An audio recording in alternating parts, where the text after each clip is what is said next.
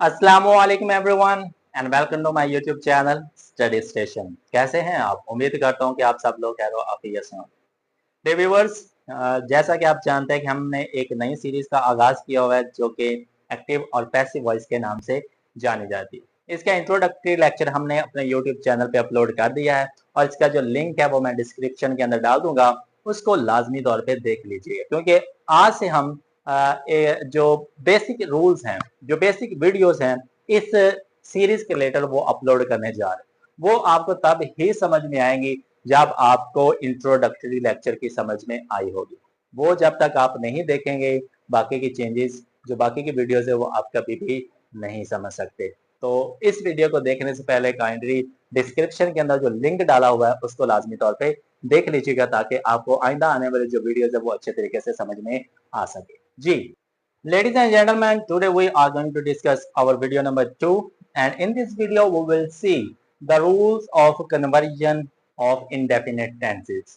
इस वीडियो के अंदर हमने indefinite tenses जितने भी हैं उनको चेंज करने का रूल्स देखने हैं। उनको किस तरह से चेंज करते हैं, let's see in this video. पहले तो हम देख लेते हैं कि indefinite tenses होते कितने तरह के हैं।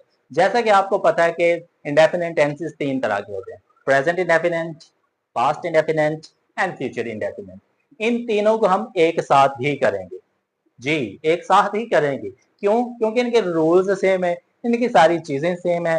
जब आपको इनकी पहचान पता चलेगी तब आप इसको चुटकी में गा लेंगे क्योंकि इनके रूल्स जो भी हैं वो सब के सब एक ही जैसे ही हैं। सिर्फ एक छोटा सा माइनर सा डिफरेंस होगा, वो डिफरेंस आपने पकड़ना है।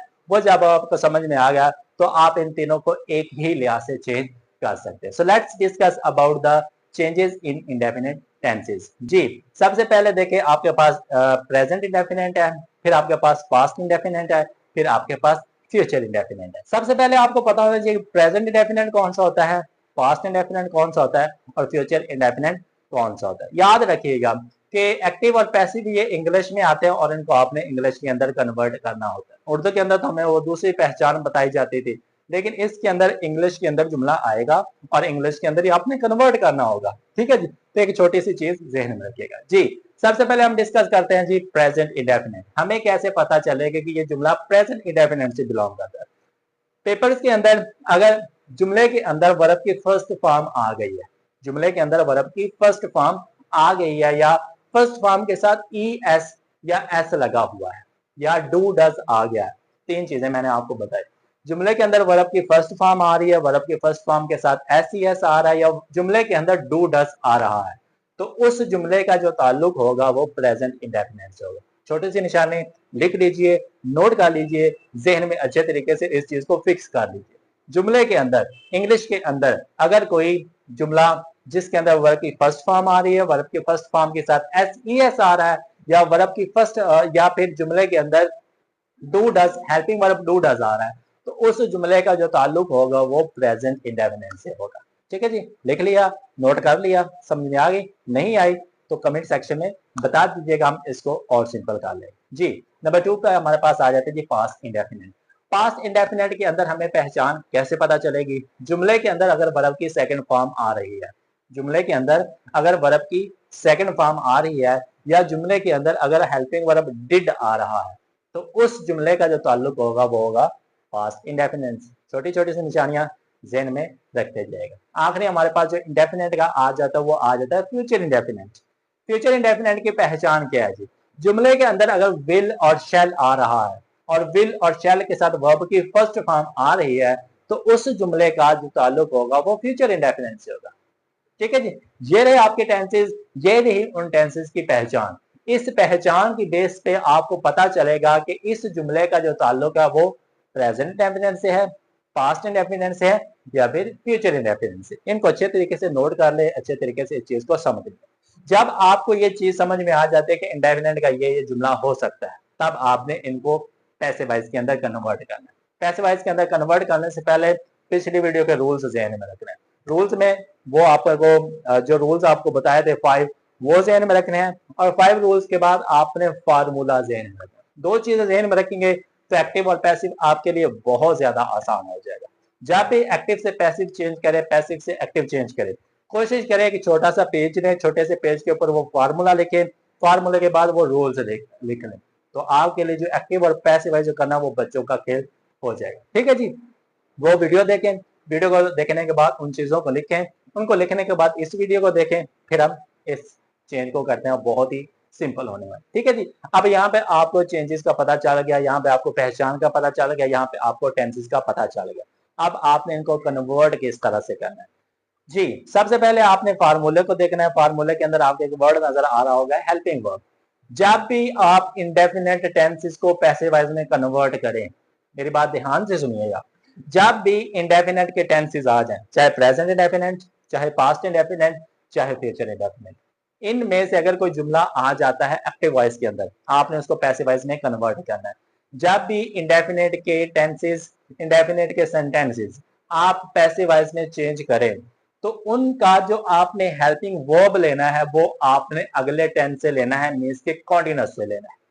प्रेजेंट इंडेफिनेट का आप पैसिव वॉइस बना रहे हैं तो उसका जो हेल्पिंग वर्ब लेंगे वो प्रेजेंट कॉन्टिन्यूअस से लेंगे। पास्ट इंडेफिनेट का अगर आप बना रहे हैं पैसिव वॉइस तो उसका हेल्पिंग वर्ब लेंगे आप पास्ट कॉन्टिन्यूअस से। फ्यूचर इंडेफिनेट का अगर पैसिव वॉइस बना रहे हो तो उसका जो हेल्पिंग वर्ब लेंगे वो आप फ्यूचर कॉन्टिन्यूअस से लेंगे। ठीक है जी, ऐसा क्यों? क्योंकि प्रेजेंट इंडेफिनेट और पास्ट इंडेफिनेट इनके सादा जुमलों के अंदर हेल्पिंग वर्ब का यूज नहीं किया जाता। इन दोनों टेंसेस के अंदर हेल्पिंग वर्ब का इस्तेमाल नहीं किया जाता अगर हम सादा जुमले की बात करें, जैसे she writes a letter, she wrote a letter. अब इसके अंदर सब्जेक्ट है, वर्ब है और ऑब्जेक्ट है, इसके अंदर आपके हेल्पिंग वर्ब नजर नहीं आएगा। पहला जुमला प्रेजेंट इंडेफिनेट का है, दूसरा जुमला पास्ट इंडेफिनेट का। इसीलिए इसी वजह से पैसिव वॉइस में हम हेल्पिंग वर्ब लाजमी तौर पे लगाते हैं। तो जब भी इंडेफिनेट के आपने पैसिव वॉइस बनाने हैं, उनके हेल्पिंग वर्ब किससे लेने हैं? कॉर्डिनेट से। अब कॉर्डिनेट के हेल्पिंग वर्ब कौन से हो सकते हैं? जब इंडेफिनेट के पैसिव वॉइस बनाएंगे तो आपने हेल्पिंग वर्ब लेने हैं इज, एम, आर, क्योंकि ये कॉर्डिनेट के हेल्पिंग वर्ब। जब पास्ट इंडेफिनेट के आपने पैसिव वॉइस बनाने हैं तो हेल्पिंग वर्ब आप यूज करेंगे वाज और वर। जब आप फ्यूचर इंडेफिनेट के पैसिव वॉइस बनाएंगे तो आप हेल्पिंग वर्ब लगाएंगे विल बी और शैल बी। और ये आपको नजर आ रहा होगा, पहले के अंदर 3 है, फिर आपके 2 है, फिर 2 है। अकॉर्डिंग टू द सब्जेक्ट वो आप इनकी चेंजेस करते रहते हो। किस तरह से करते रहते हो ये हम देखते हैं जी एग्जाम्पल्स की मदद से। यहाँ तक उम्मीद करता हूँ कि आपको समझ आ गई होगी कि आप कन्वर्ट किस तरह से करते हैं। नहीं समझ आई कमेंट सेक्शन में लाजमी बताते रहिएगा कि ये वाला हिस्सा, ये वाला पोर्शन हमें समझ में नहीं आया, तो हम उनको सिंपल लैंग्वेज के अंदर डिस्कस करने की कोशिश करेंगे। उम्मीद करता हूँ कि यहाँ पे जो बेसिक्स रूल्स है वो आपको समझ में आ गए। So let's discuss about the examples. जी, मैंने आपको बोला कि जब भी आप कोई आंसर दें या जब भी आप कोई एक्टिव वॉइस पैसिव वॉइस का जुमला कर रहे हो तो साइड पे आपने कुछ चीजें लाजमी तौर पे नोट करनी, रूल्स और फार्मूला। यहाँ ऊपर आपको फार्मूला नजर आ रहा होगा या नीचे आपको कुछ रूल्स नजर आ रहे होंगे, तो इनको हमेशा अपनी नजर के सामने रखिएगा, तब आपकी जो चीजें होंगी वो आसान हो जाएगी। अब हम रूल्स कर रहे हैं जी इंडेफिनेट को चेंज करने के, वो पीछे हम डिस्कस कर चुके हैं, उम्मीद करता हूँ कि वो आपके जहन में अभी तक होंगे। जी, अब हमारे पास एक जुमला आ गया जी, Ali writes a letter, Ali writes a letter. ये हमारे पास एक जुमला आ गया। जब भी जुमला आए, जुमले को आपने चंक्स के अंदर डिवाइड कर लेना है और समझना है कि ये जुमले का ताल्लुक कौन से टेंस से। Ali writes a letter, Ali writes a letter. जो जुमले के अंदर वर्ब होती है या हेल्पिंग वर्ब होता है वही आपको बता रहा होता है कि इसका ताल्लुक कौन से टेंस से। इस जुमले के अंदर हेल्पिंग वर्ब नहीं लगा हुआ है, इट मींस कि इसके अंदर रह गई हमारे पास वर्ब। वर्ब है जी राइट्स। अब राइट्स एस और ई एस वाली फॉर्म लगी हुई है, इट मींस कि जिस जुमले के अंदर वर्ब की फॉर्म एस या ई एस वाली आ जाती है उसका ताल्लुक होता है प्रेजेंट इंडेफिनिट। तो प्रेजेंट इंडेफिनिट को जब आपने करना है तो उसके हेल्पिंग वर्ब कहां से लेने हैं? प्रेजेंट कॉन्टिन्यूअस से। और प्रेजेंट कॉन्टिन्यूअस के हेल्पिंग वर्ब कौन से है? Is, am, are. ठीक है जी, अब इज, एम, आर आपको पता चल गया। वो फार्मूला देखें, फार्मूले में सबसे पहले आपके पास ऑब्जेक्ट है, ऑब्जेक्ट के पास आपके हेल्पिंग वर्ब आ गए इज, एम, आर, फिर आपके पास वर्ब की थर्ड फॉर्म आ गई, वर्ब की थर्ड फॉर्म के बाद आपके पास बाय आ गया और बाय के बाद आपके पास सब्जेक्ट आ जाएगा। ठीक है जी, हमारे पास जुमला है जी अली राइट्स अ लेटर। अब हम इसको चेंज करते हैं पैसिव वॉइस में, किस तरह से करेंगे लेट्स सी। अब इस जुमले के अंदर अ लेटर हमारा ऑब्जेक्ट है, इसलिए ये सबसे पहले आ जाएगा आ लेटर। ठीक है जी, अब आ लेटर एक है तो एक के साथ जो helping verb is, am, are है उसमें से इज लगता है। जो चीज वाहिद होती है, सिंगुलर होती है, उसके लिए जो हेल्पिंग वर्ब यूज किया जाता है वो इज किया जाता है। A letter is. ठीक है जी। वर्ब है हमारे पास राइट्स, पैसिव वॉइस में हमने वर्ब की लगानी होती है थर्ड फॉर्म, और राइट की जो थर्ड फॉर्म है वो है written, a letter is written. ठीक है जी। जब आप वर्ब की थर्ड फॉर्म लगा लेते हो तो टेंसेस के अंदर प्रूफ देने के लिए ये पैसिव वॉइस है, आप साथ लगाते हो by, a letter is written by. ठीक है जी। अब आपने सब्जेक्ट को एंड पे लेके आना है तो वो आ जाएगा आपका अली, अली वैसे का वैसा आ जाएगा, a letter is written by Ali. Simple सा। इस तरह से आप प्रेजेंट इंडेफिनिट के जो जुमला है उसको इस तरह से पैसिवाइज बनाते हैं। याद रखिएगा इसके अंदर टेंसेस की तब्दीली डायरेक्ट इनडायरेक्ट की तरह नहीं होती, जो टेंस होगा उसी टेंस के अंदर आपने उसको चेंज करना होगा। उम्मीद करता हूँ कि ये प्रेजेंट इंडेफिनिट का जो जुमला है उसकी समझ आ गई होगी। ठीक है जी। अब डिस्कस करते हैं हम जुमले sentence number 2। He does not eat mangoes. He does not eat mangoes. अब इस जुमले के अंदर आ गया डू एंड डस। डस जिस जुमले के अंदर आ जाता है वो जुमले का ताल्लुक प्रेजेंट इंडेफिनिट से ही होता है। ठीक है जी। अब हम इस जुमले को किस तरह से करेंगे, the mangoes are not eaten by him.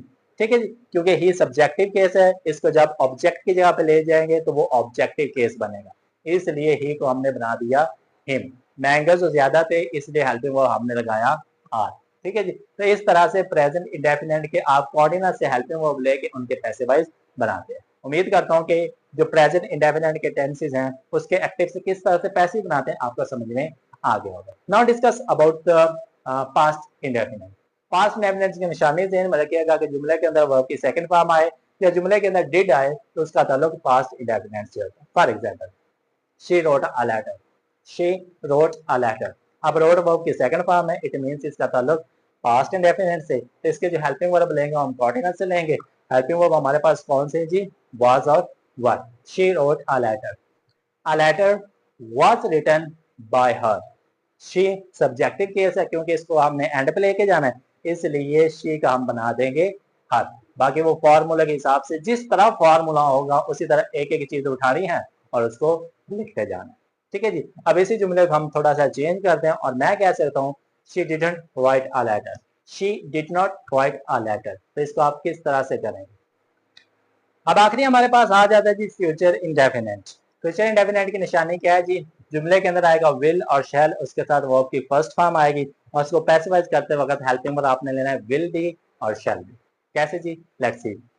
For example, I shall write a letter, I shall write a letter. अब शैल के साथ वर्ब की फर्स्ट फॉर्म आई, इट मींस कि इसका ताल्लुक किस है, फ्यूचर इंडेफिनिट से। फ्यूचर इंडेफिनिट से ताल्लुक हो तो उसका पैसिव बनाते वक्त हम हेल्पिंग वर्ब लेते हैं कोऑर्डिनेट से। तो इस जुमले को हम चेंज करते वक्त इसको लिख सकते हैं a letter will be written by me.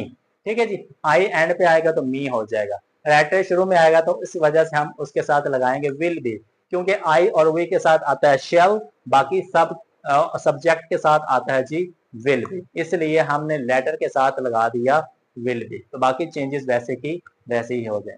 ठीक है जी। तो इस तरह से जितने भी इंडेफिनिट के टेंसेस हैं आप उनके हेल्पिंग वर्ब कॉन्टिन्यूअस से लेके फार्मूले की बेस पे उनको इस तरह से चेंज करते हैं। ठीक।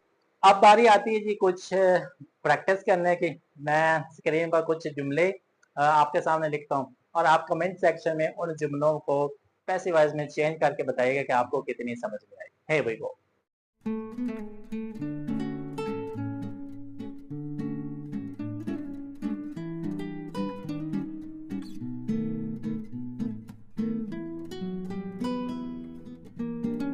उम्मीद करता हूँ कि rules of conversion of indefinite tenses आपको समझ में आ गई होगी। इंशाल्लाह we will see you in our next change in our next video. तब तक के लिए thank you so much. Kindly इस वीडियो को लाइक कर दीजिएगा और मेरे चैनल को सब्सक्राइब कर दीजिएगा। Thank you so much. अल्लाह हाफिज। Have a nice day to all of you.